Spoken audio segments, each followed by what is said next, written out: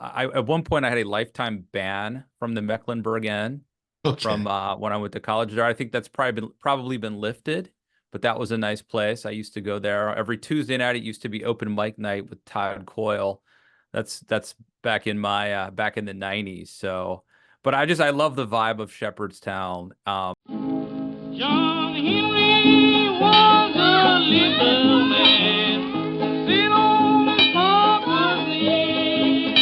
He was long and loud and lonesome cry, oh, the hammer be the death of me, hammer be the death of me. Hi, welcome to Currently, an authentic West Virginia podcast.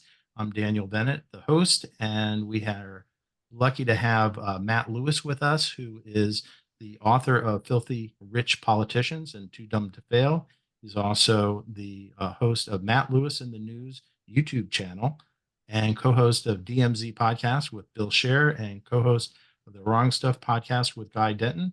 I have to say, I've been watching them, if not religiously, fairly often over the past few months, and also thanks to Matt for having been part of the Cafe Society uh, discussion group here in Shepherd, uh, West Virginia. And maybe let's start off by saying, what makes you an authentic West Virginian? What makes you love West Virginia that you moved here to live?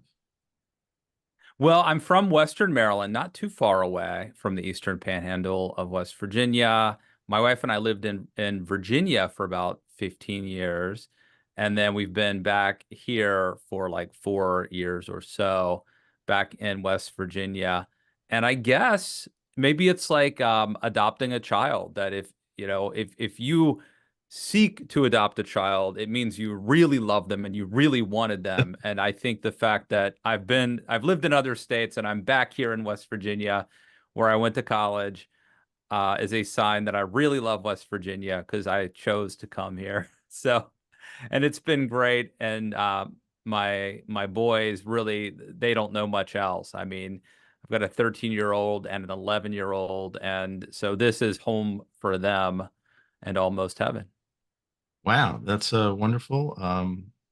They may see my son when he enters into high school. Maybe they'll be be there together. I don't know, but in any case, one of the things I know that my son loves is downtown Shepherdstown, especially the Amy and Alex's ice cream for their milkshakes. Do you have any local haunts that you want to recommend? Oh, Amy and Alex is great. I go there multiple times a week, mostly for coffee, but occasionally for ice cream. My kids love the milkshakes there. But I also like Bistro 112 Mhm, and the press room.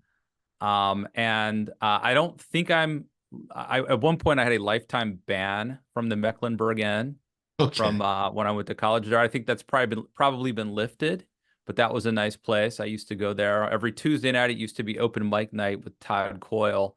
That's back in my back in the 90s. So, but I love the vibe of Shepherdstown. I love college towns to begin with, and it Mhm. just really combines this, energy and excitement. And I loved, going to the Mecklenburg Inn. You could back when I was a student, you could talk to a fellow student or a college professor at the bar. And so it made for really good conversations. I had a similar thing. I went to a small college town when I went to school, but up in Western Mass. So it was definitely something when my wife and I came out here was you get the rural, but you also get incredible culture and interesting things going on and wonderful people to talk to. Has that been your experience as well? Totally. I think this is really kind of the perfect location, to be honest with you, here in the Eastern Panhandle of West Virginia. I mean, you can Shepherdstown, I absolutely love. Um, but you could be in Leesburg, Virginia in 25 minutes. You can be in Frederick, Maryland in 20, 25 minutes. Obviously, there's Harper's Ferry, which is very cool. Sometimes we'll go over to Clark County, Virginia. There's a restaurant called La Berge I like a lot over there, and there's a place called the Lock Store, which is super cool. And so you've got the West Virginia experience, which is awesome.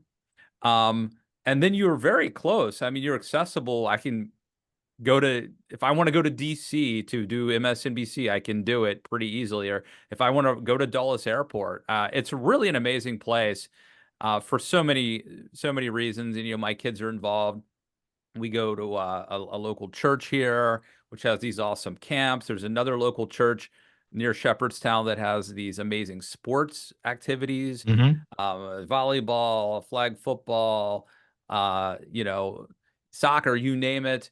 And so it's a great community experience, but you're also not that far if you want to go. We took the kids to see Back to the Future at the Kennedy Center a week or two ago, and like that's the kind of thing. It's not that hard to do here. I just hope that more people like me don't find out and move here. Build the wall. Build the wall. Well, funny you should say that because I wanted to get a sense of how much you are interested in local politics. If not, that's fine. But I know that you have a national, and the DMZ is, you talk about a lot of stuff. But Jefferson County is, and more so Berkeley County, where I live, are tremendous growth factories, and the amount of new housing that's going up is just tremendous. And so that we're becoming more like the suburbs every day instead of the rural area. Is there any aspect of either local, I mean, certainly there have been interesting local stuff happening with the county commission, if you're may or not be aware, last year, but also then down in Charleston, where I go down frequently to meet with state legislators and senators and some of the state agencies. So what is your sense of being in West Virginia? Are you here because it's a lovely location, and you're mainly dealing with national politics, or do you have your toes in with some local stuff? No, I try to avoid local politics because it's so nasty. My wife is actually the executive director of Patrick Morrissey's leadership PAC. Mhm. And she recently met Baby Dog at the Greenbrier, and that's our claim to fame locally. But I'm interested in it just from the standpoint of being a citizen and someone who I want to keep. So I'm not involved politically Mhm. locally, but I certainly want to keep and preserve the beauty of this area. And I do, on one hand, I understand that housing prices are out of control everywhere in America because we're not building as many houses anymore. So we probably need to build more houses. Mhm. But I'm also concerned about, you know, sort of slapping together townhouses and putting them up without any landscaping, and then the impact that takes on traffic and water and all that. Um, and then you have these, near where I live, we've got these solar panel farms essentially, which are taking over what used to be kind of pristine, beautiful farmland. And I have no idea what it's done to the property values of the houses that are unfortunately near them. So I'm not I'm not involved politically, but it is something that's I think if you live here, you have to be a little concerned about how do we keep. There's a reason we want to live here, and how do we keep Mhm. that? And you can't pull the ladder up and be like the last man in, and no one else comes in. I mean, maybe we should build the wall between Maryland and Virginia here, but um, so yeah, I think it's really a tension between those things, and I I I'm not intimately involved, but I don't have a lot of confidence that there's people on the planning commission are really great at thinking this through. Well, we have, and just to let you know about West Virginia, it's a very different state than most states. In West Virginia, the counties don't own any roads. So all the roads are either state roads or private roads in the unincorporated areas of counties. And so the county planning commissions don't have any say over the roads. And it's a very peculiar thing. And so there is zoning in Jefferson, not so much in Berkeley County. So there's a lot of tension in terms of the relationship between the state and the localities, and also the state workers are include all the teachers. So there's been huge issues about locality pay. And although Washington County and Maryland's lovely, and it sounds like you grew up around there, and but they pay a lot more for teachers, and so there's a lot of tension among the teachers as do they want to stay or cross the other way across that wall that you're envisioning to go get better pay in either Leesburg in Virginia or in Maryland, Washington County. So these are some of the tensions that we are facing here in West Virginia. No doubt. Yeah. It is so beautiful here, and so much of it really is the same that it's when I go to downtown Shepherdstown, for example, it could be the 1990s when I went to college there. I mean, it's so much of it looks so similar, which I am very happy about as I'm a conservative person and I want to conserve some of those things. And so I'm happy that they have. Well, one of the great things about Shepherdstown, also besides Bistro 112, which is lovely, and the press room, which is wonderful, is that Alma Bees, which if you have not been to, highly recommend because that is Appalachian cuisine, sort of a new version of it. And so, if bistro is nice French cooking, press room is sort of European style, but Alma Bees is actually across the road from Amy and Alex's, and right next to O'Hurley's. The unfortunate O'Hurley's general store where I don't know if you know, died recently, but also that corner has allowed 3 different cars to crash into their front of their store. So they're just fixing up from the third time from a car crashing clear into them. So in any case, I recommend it. So let's talk about what you're interested in, which is there was Baby Dog at the Republican convention, by the way. That made was a big show, a little bit of West Virginia stuff going on. If people don't know, that's Governor Justice's protege dog, who goes with him everywhere. It's very cute looking, depending on which side you're looking at him from. So, what are you thinking now? We're headed into the Democratic convention. This will be airing within a day or two. So, what are your thoughts about that? Well, first, I think that it's been just an amazing few months as someone who covers politics. Obviously, we've had an assassination attempt on Donald Trump's life. We've had Donald Trump convicted of numerous counts. We have had Joe Biden, the sitting president, announce very late in the game that he wasn't going to seek re-election, and then Kamala Harris sort of take over. And then amazingly, she did really well. I think she surprised everybody who didn't think she had it in her, that she's, at least I'll speak for myself, I did not think that she would be this good. And she's been very good. And it's only been less than or around a month probably at this point. And now we're going into the convention. And so I think that she's had this amazing momentum. And the question is, can she keep it going? And then will she get that bump, the post-convention bump? She could potentially ride that for 2 weeks into the first debate. And it could almost be a slingshot into the election, a sprint. And I think that that has been incredibly effective. Donald Trump thought he was running against Joe Biden. Instead, he's got Kamala Harris. She's obviously doing a much better job of everything, including inspiring and exciting younger voters, African-American voters, in a way that I don't think Joe Biden could have done or could do. The question is, how does the convention go? And I'm nitpicking here, but my latest column for The Hill raised this question, which is, Kamala Harris's campaign is really all about saying we will not go back again. And it's a forward-looking change campaign.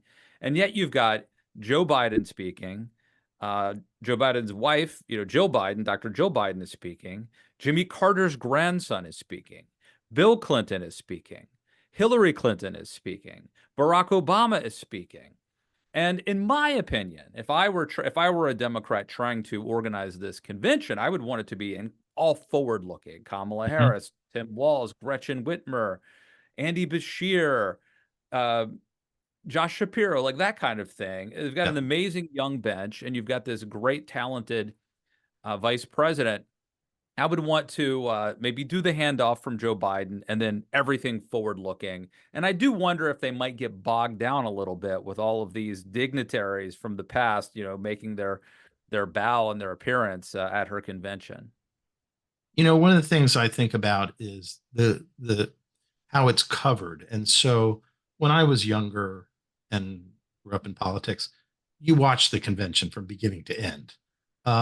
But now they are smarter about when in the day they have, primetime speeches versus the non-prime time. Do you think Yeah. that playing with that is enough to get where you're thinking about in terms of that forward looking, as opposed to and sticking people who are not where you think they should be in the off times? Or do you think now with internet it doesn't matter when you go on? But I'm just wondering where you think that type of It'll be stuff is. interesting to see how that works. And I do totally agree with you that there are speeches and there are speeches. But you have to imagine that Joe Biden we're recording this on Monday. Joe Biden is going to be featured prominently during prime viewing hours. Mhm. And I just think there's too much. If Hillary Clinton doesn't get a good time slot, then she would feel slighted as the first woman nominee of a major party for president, right? And then obviously Barack Obama is going to get a good spot. So it's not like they're going to hide these people at 1 in the afternoon. There's going to be a lot. Some of There's them. going to be and I keep thinking about Bill Clinton, when Bill Clinton ran in 92 and the balloons dropped after his convention speech, they played Don't Stop Thinking About Tomorrow, the Fleetwood Mac song. It's going to be a lot of thinking about yesterday at this convention. And I think, look, Democrats, in a way, it's an embarrassment of riches. They're very proud of their past presidents. And I don't want to take anything away from them. But if you want to run a campaign about the future that is forward looking, it's a little bit. I mean, the Clintons have a lot of baggage. You might Well, you might like them. I mean, but there may be there's a lot of people that you're trying to reach that don't like the Clintons, right? And so, I mean, it's in a way, I think this is a big challenge for Kamala Harris, but her staff will certainly be trying to tinker with who goes after Obama, who or after Bill Clinton, and how do we keep it fresh, and also how long do they go? Bill Clinton in 1988 gave this convention speech that never ended. It still hasn't ended, and he actually.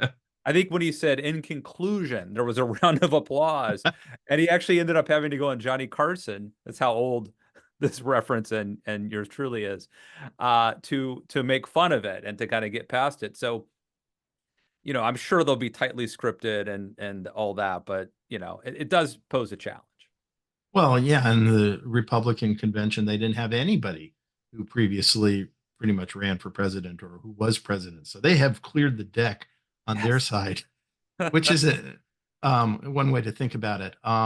The other thing that I'm wondering about, from your sort of conservative point of view and your conservative politics, is what the Democratic convention will do in terms of having permission givers, essentially, from whether it's Adam Kinzinger, potentially Cheney, potentially Duncan, and some of the other ones who have been stepping up to say, vote Republican in the future, but for president, let's just stick with Kamala Harris, who's the sort of let's preserve our system as it is. So, what do you think about that and their attempt to reach out to the conservatives to make it a more of a broad movement rather than just a Democratic convention?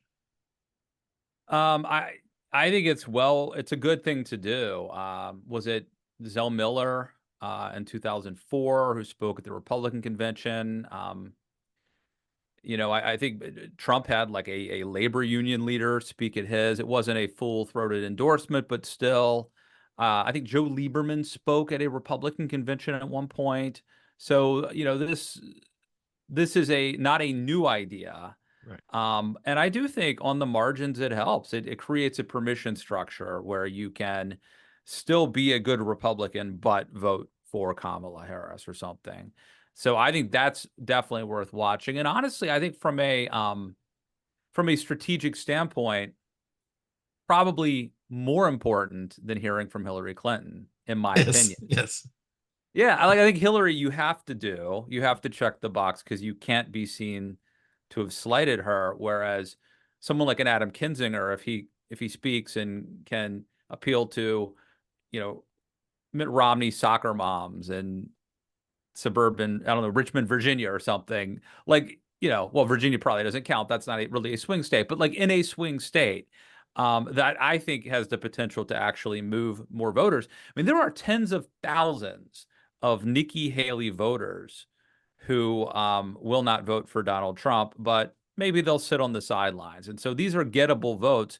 And it might sound like we're just talking about a few, people, but the last two presidential elections have been decided by like 50,000 voters in 3 different states. And so it could make a big difference. So you're not planning on Florida now coming into play? No, I don't think Florida is going to be a swing state, but I do think like North Carolina, which is one that I think had been written off as a red Trump state. I do think there's a chance that Kamala Harris could win North Carolina. And I think there's a chance that she could end up with not a popular vote landslide, but an electoral vote landslide. If she runs the table, I think she could possibly run the table and win all of these swing states. Mhm. The blue wall Rust Belt states, plus Georgia, Arizona, kind of those Sun Belt states, Nevada, plus possibly North Carolina. She could end up with what looks like a really lopsided electoral college if all the stars align. And I think that is well within the realm of possibility. So looking at this from a sort of personal point of view, I've heard what you've had to say about where you are and who you'd vote for and which state you live, and understanding here in West Virginia, let's be honest, air votes are not going to count on a national level is probably the case. But what do you think about for yourself? From 2016 on, you felt about your party, about how to interact with it, and I've seen some of your co-hosts are definitely from the conservative side. Share is a little bit different, but what is your personal feeling about this time in history? Well, look, I'm still going through something of an identity crisis. My first involvement in electoral politics was in 1998 when I volunteered for a guy named Alex Mooney, who was running for state senate in Maryland, in Frederick, Maryland. And I ended up becoming his campaign manager. Now he's the congressman, at least for the next few months, in the West Virginia district that I live in. And I think now he's maybe seen as something of a little more establishment Republican. But in 1998, he was seen as a young, conservative firebrand taking on the establishment. So that's where I come from. But remember, Alex was actually the first Hispanic elected to the Maryland State Senate and also the youngest Republican ever elected to the Maryland State Senate. So at the time, even though philosophically we were viewed as very conservative, it was also like this energy of like the Hispanic, speaking Spanish, young youth, that energy that's kind of gone now from the Republican Party. And, I always assumed that the other side, like Democrats, liberals, would accuse our side of being like there's racists and there's crazy people. And my experience was like I thought that was about maybe 5 to 10% of the base. And Mhm. I sort of rationalized it as like, but both sides have their cranks and their radicals and all of that. So what's really been a surprise to me since 2016 is the extent to which I was wrong about that. There are way more than 10% of crazy, racist, bad people in the Republican Party. A lot more than that. And then there's a lot of other people who are just simply willing to go along with it, to condone it or to enable it. And so one of the things that was really eye-opening for me was like how much of what they said about us actually was true. I am still a little bit surprised by how many people that I know and knew and was friends with have gone along with some pretty insane things, and I'm still dealing with it. To be honest with you, this would probably be one of those things that I wonder about. You know, how was I wrong about this? Like, I'm still wrestling with it. It's crazy. Well, Stuart Stevens wrote his book about this issue. Have you read that, or what are your thoughts about where he came out on Yeah, I've not read it. I did interview him about it on my that? podcast. I interviewed him about the book without reading it. I But I did, by the spoke. way, I did read your book, by the way, Filthy Thank you. Politicians. Okay. Sometimes I read the books and sometimes I don't. And, it's better if you do. However, sometimes if you don't, the one problem is if you read the book, you might be tempted to ask very nuanced, detail-oriented questions. Whereas if you haven't read it, you ask questions that the audience really likes, like, what's the book about? Tell me about the book. And so in the case of Stuart Stevens, I did interview him for like 45 minutes. And based on that, I think he and I disagree. I think that he believes, and I don't want to put words in his mouth, but I think he essentially believes that the whole like project was uh uh poison from the beginning. And I disagree.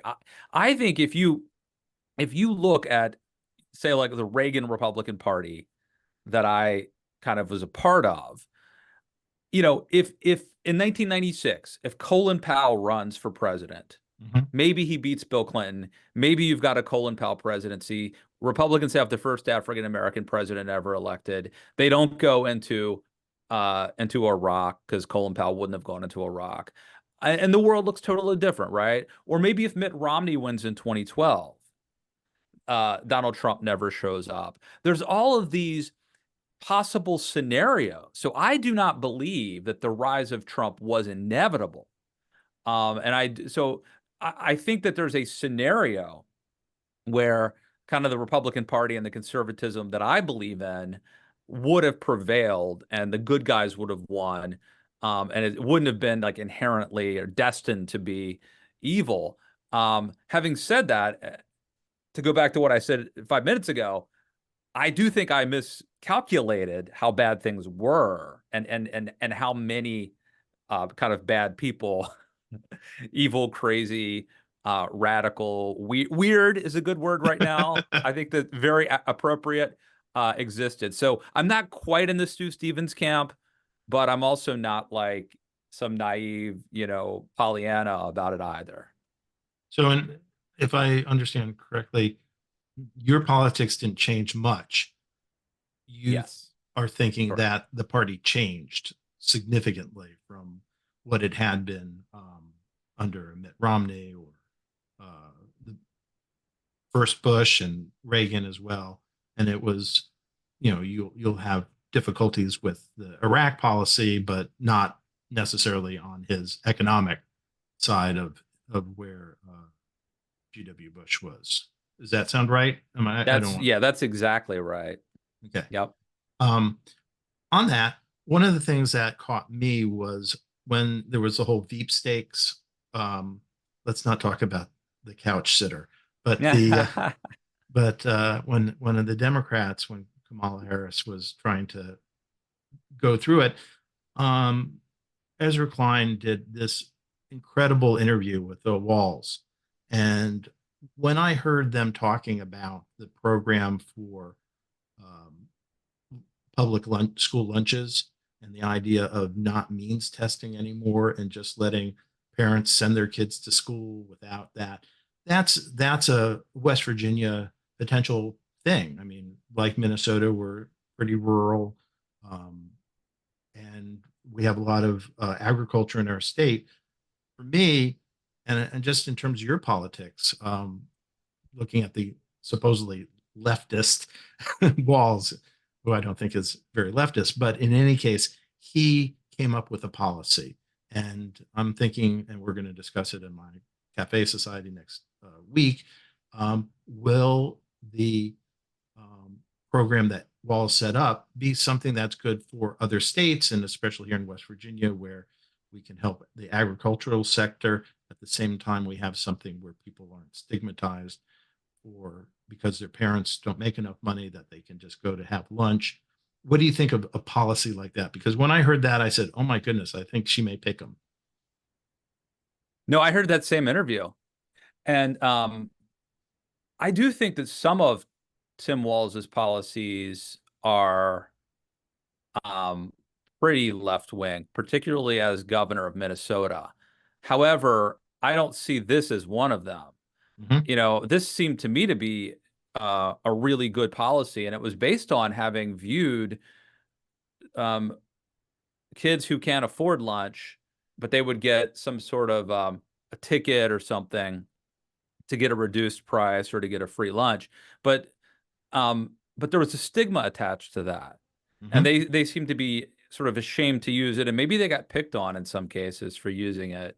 So to me, um, the idea of us providing free lunch for people who go to school seems like a pretty decent idea to me. Maybe we'd have to run the numbers. Maybe we have to tighten our belt somewhere else. But Mhm. it seems like a pretty good idea. And especially when you consider, I don't remember the details, but I believe he was arguing that once you did that, you started having like less truancy and better grades. And if that's indeed true, then it seems like kind of a no-brainer. It reminds me, I'm a huge fan of actually I have a picture back here of West Virginia's own Don Don Knotts. Knotts, yes. Uh, Is that signed? it's signed by Thelma Lou. Okay. Thelma Lou signed it. A buddy of mine literally moved to the town, I think it's called Mount Airy, North Carolina, Mhm. the town that Mayberry, Andy Griffith grew up there in Mayberry. They have like Mayberry Days. There's like a statue of Andy and Opie there and all that. And he got me she passed away. I think her name's Betty Lynn. She died a few years ago, but before she did, he got that autograph for me. This what Tim Walz is doing reminds me of something Andy would have done.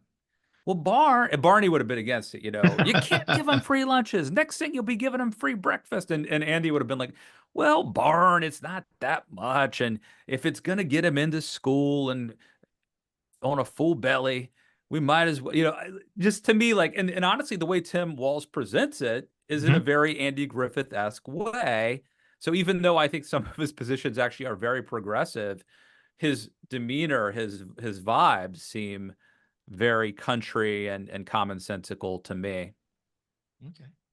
Well, that's great to hear. And because I think that there are some things that um, are missing in today's politics where we have conversations, uh, some people call it across the aisle. I used to work on Capitol Hill.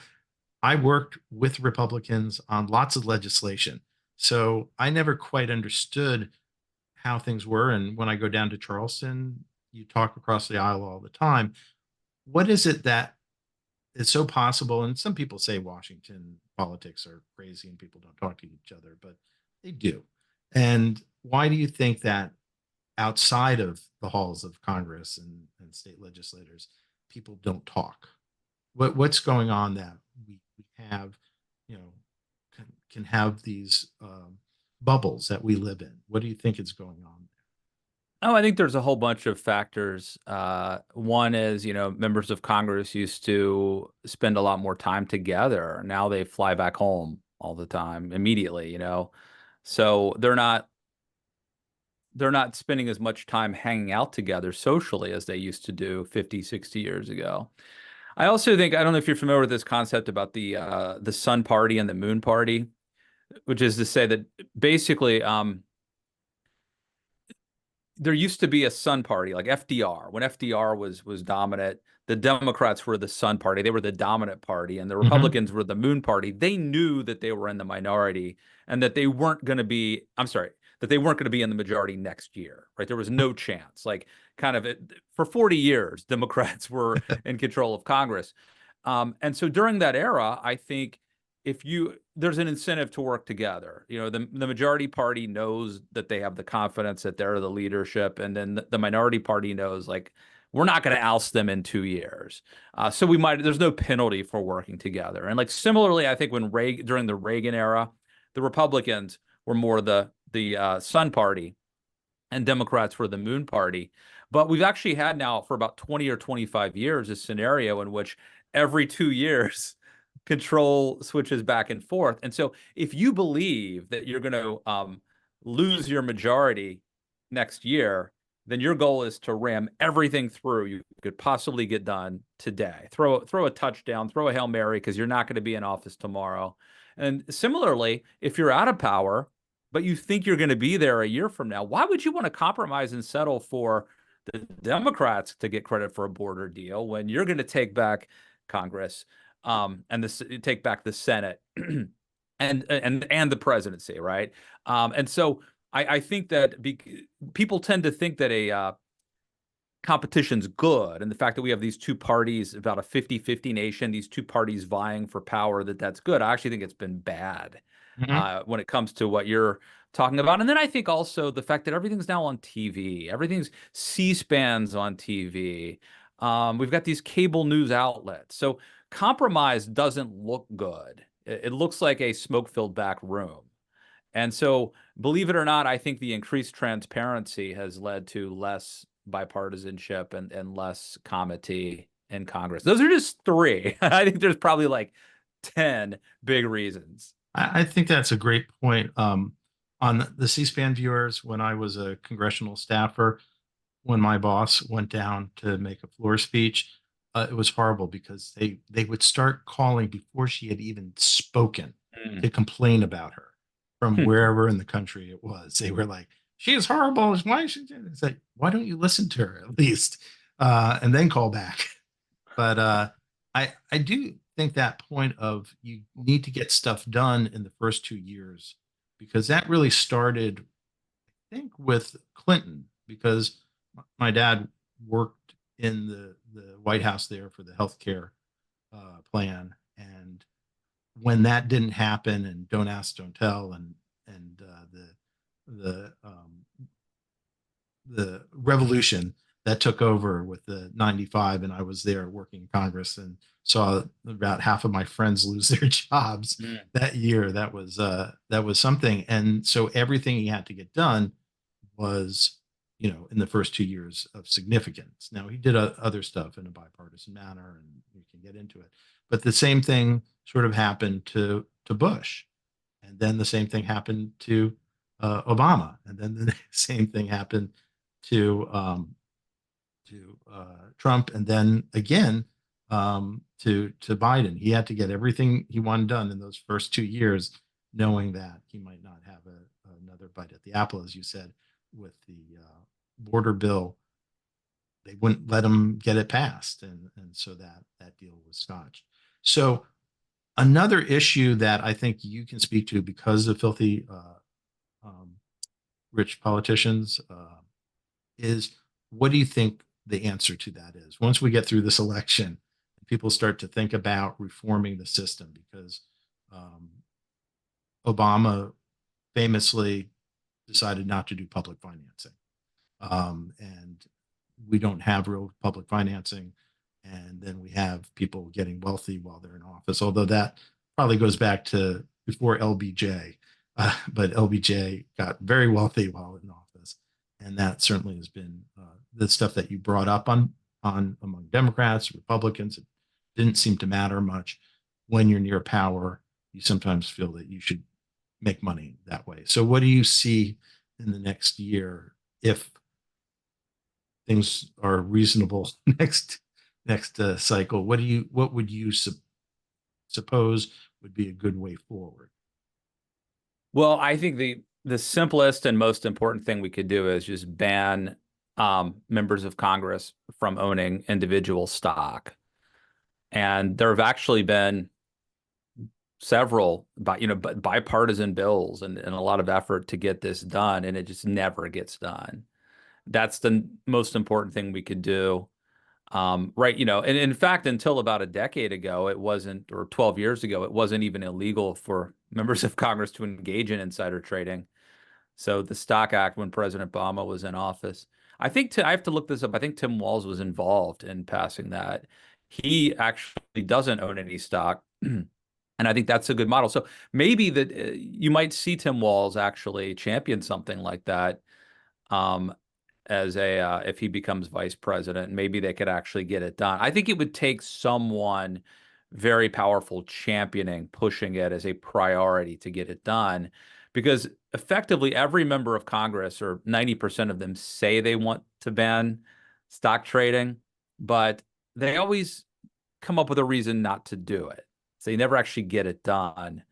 And so I think it's going to take someone, maybe Tim Walz should assume that he only has 2 years and he has to go for the Hail Mary. But look, this is popular. This isn't like passing, Hillary care, which may or may not have been a good idea, but definitely was divisive. This is a bipartisan issue. And I think the American people this could have been in the contract for America. This is very much, I think, a reform that's a populist reform, but not stupid, not just to pander to the mob. I do think that it would be a very good policy. Well, I think, especially considering the current system where you can have a SPAC and then have that merge with your company to potentially make a killing off of it. There are a lot of other of these things that Congress really needs to look at. And I appreciate the stuff that you wrote about in Filthy Rich Politicians. At some point, maybe if you have some ideas about making the elections themselves a little bit more better. And I think that's one of the things about the Biden saying no and stepping off the train, so to speak, in terms of the election, which was this turned it into a British style length election. So right now, it feels like everything's running at 100%. And when Richie Sunak and Keir Starmer were, when they did it, that's the way it works. And it was probably a horrible mistake for Richie Sunak to set it when he did. But regardless of when he said it, it was only going to be a few weeks. How do you think this having a presidential election not take 4 years and actually take place, in a sense, over the course of 3 months? Well, I could just say, as a citizen and consumer of news, I find it refreshing and a lot more fun. And I do think that if you're going to try to do some sort of campaign finance reform, I think number one, we've seen a lot of well-intended efforts actually have unintended consequences that are bad. And then also, I think, it's going to run up against constitutional tests, because there's a lot of things that people might want to do to make politics less unseemly, but the Constitution and the Supreme Court would not permit. This reform, I don't think it steps on the toes of kind of the American sense that you should be able to spend whatever you can, however much money you have or you can raise, you should be able to spend and get your message out. But it just says, okay, but you got 3 months to do it. And so maybe that's the answer. Reduce the length of the election. It might be a more palatable reform that I don't think it would evoke the kind of concerns, constitutional concerns, that otherwise you would have with like public financing or something like that. I think that's great. And my dad, who I loved so much and knew so much, was during the Watergate reforms of, only a certain amount can be given to a campaign. Before that, say you were on the left, you needed to find one person who would back you.